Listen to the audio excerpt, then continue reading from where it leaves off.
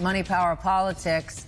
Earlier today, the Bureau of Labor Statistics issued a massive adjustment to its annual jobs numbers in the 12 months through March of 2025, revising them down by 911,000, almost a million less. The report is raising even more questions about how this data is collected and fueling fears about a serious economic downturn on the horizon, even among some Wall Street titans. Here's one you know well. Watch this. The economy's weakening. Whether that is on the way to recession or just weakening, I don't know. And that just confirms what we already thought, kind of. Yeah, that was Jamie Dimon, the CEO of J.P. Morgan. For more, let's bring in Ron Insana, CNBC contributor and author of The Message of the Markets on Substack, and Daniel Coe, former White House Deputy Cabinet Secretary for the Biden administration. He's also the host of the People's Cabinet podcast. All right, before we get into the BLS numbers, a judge just in the last few hours temporarily blocked the removal of Lisa Cook, the Federal Reserve governor that Trump wants out. The White House is standing its ground. They want her removed. In a statement tonight, they said the ruling isn't the last word. What is your reaction to this? Well, the ruling is interesting insofar as it says that Jay Powell, the chairman of the Federal Reserve, nor anyone else on the Fed can take any steps to effectuate her removal. Okay, can we just pause on that? Because that's super important, because many have speculated that this whole thing has been a workaround for the White House to insist that Jay Powell fire her. And when he doesn't, they will use that as their reason, and they need a reason to out him. Well, I mean, the court stayed this. They put a temporary restraining order on the removal of Lisa Cook. What's also interesting about this, since she is not being removed and they can't affect her job, that means she's a voting member of the policy setting committee, which decides on interest rates next Wednesday. Oh, my So it gets potatoes. Complicated here for a So few next minutes. Wednesday, if she's like, yeah, we'll cut rates, what's Trump going to do? Like, Or secretly, she may say no, depending on what the inflation data looks like. Well, let's hope nobody makes a political decision, Right. and they make a decision based on economic data. Daniel, what do you think about this? Yeah, I mean, look, this is all a sham to try to get control of the Board of Governors so that, President Trump can lower interest rates and manipulate the economy as much as he can. He knows that he can't fire Jay Powell, or at least at this point he thinks that he can't. So he's trying to de facto gain control of the board by putting his own people there and coming up with these excuses. As been discussed on MSNBC many times, 3 cabinet secretaries, including the Labor Secretary, the Transportation Secretary, EPA Administrator, have also done what he claims is so objectionable to Lisa Cook. But I don't see him going after his cabinet secretary. So this is all a front for a much larger game for Donald Trump. And frankly, it's pathetic. Yikes. All right, let's talk about these BLS numbers. To hear a reaction from Jamie Dimon like that, what does that tell you about the economy? Well, so Jamie's made some predictions about, the hurricanes coming over the course of the last couple of years. And look, I would tend to agree with the economy is softening. The revision of the BLS data is the largest on record. So the downward revision of nearly 1 million jobs means that over the course of that 12-month period, instead of adding 150,000 jobs roughly, we added around 70,000. And the economy has weakened further since. So it does justify potentially the Federal Reserve cutting rates next week. But it also calls into questions, not in the way the president does, the way in which these data are collected. The Bureau of Labor Statistics surveys 121,000 companies. They get a less than 60% response rate. They talk to 600,000 homes.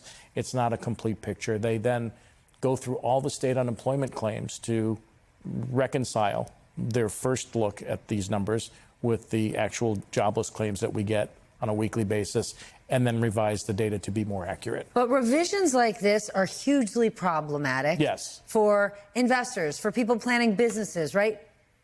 This is more than 50% higher than last year's revisions, the largest on record. Do you think the BLS is doing a bad job?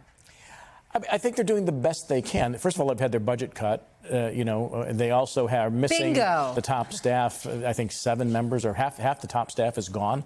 And so data collection since Ronald Reagan has not really been funded in a manner in which, number one, is modernized and is done in such a way that you get the data that you need from both companies and households to come up with really timely and accurate numbers. Daniel, according to the Wall Street Journal, the White House is now preparing a report that lays out the agency's job data failures. How alarming is this? I think it's incredibly alarming.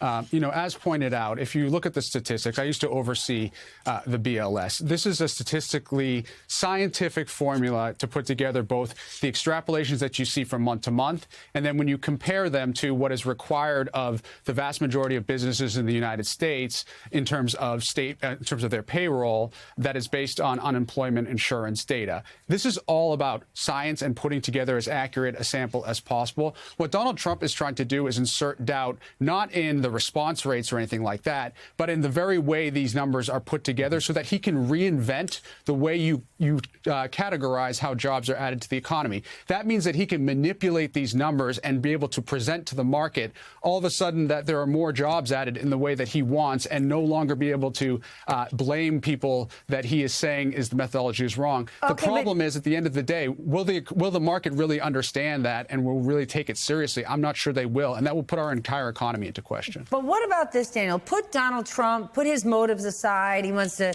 change the measures for his own benefit. Let's say Trump's not in the picture. We are still seeing these giant revisions that make it hard for businesses to plan. Is there an argument to be made that we should be collecting the data in a different way, using different measures? Because could we say this isn't working or not working as well as it should be? Well, I think there's a difference there, right? You could talk, first of all, these revisions were pretty high. There have been other times in which they have been significant. And when they are, it's during times of transition in markets, which a lot of economists are saying is what's happening right now. I just don't believe that this is a president who is honest in his intentions in trying to make the data more accurate. I think this is a president who's trying to insert more doubt into the system so that he can manipulate both the markets, as you're seeing in the Fed, or in this case, how you count the jobs to his liking. I don't know how much you're going to let me geek out here on the numbers for just a second. Tiny bit. Tiny bit. I'm going to give you about this much. Okay, so the Bureau of Labor Statistics tries to estimate how many sole proprietorships, how many businesses are formed at any given time. Coming out of the pandemic, we saw an explosion of new businesses. What they can't capture is how many of those go out of business over a certain period of time. This is called a birth-death model that they use for business. And it's a very, very hard number to get right, and it's one of the reasons probably that these data were off coming out of the pandemic. They were not able to accurately assess that in real time. But also, the former BLS commissioner, Erica Grosjean, pointed out that the Trump administration got rid of the advisory councils whose sole purpose is to modernize data collection, and the Trump administration also reduced the staff by 20%. Daniel, given your former role there, how on earth can the agency be expected to innovate and become more accurate and strengthen if nobody's investing in it? And in fact, they're cutting it. They can't be. As a matter of fact, for the hiring freeze that Donald Trump implemented, they were forced to reduce the sample size for the consumer price index, right? So this is the equivalent of slashing your neighbor's tires and complaining when you see the car in the front yard the next day that it didn't move. Donald Trump is sabotaging the BLS and then blaming the BLS for things that he, in fact, did. They removed 71 items and didn't cover 3 different cities in that BLS model for consumer prices, which measure inflation at the retail level. So it gets harder and harder to do if you're not checking the prices that are actually out there.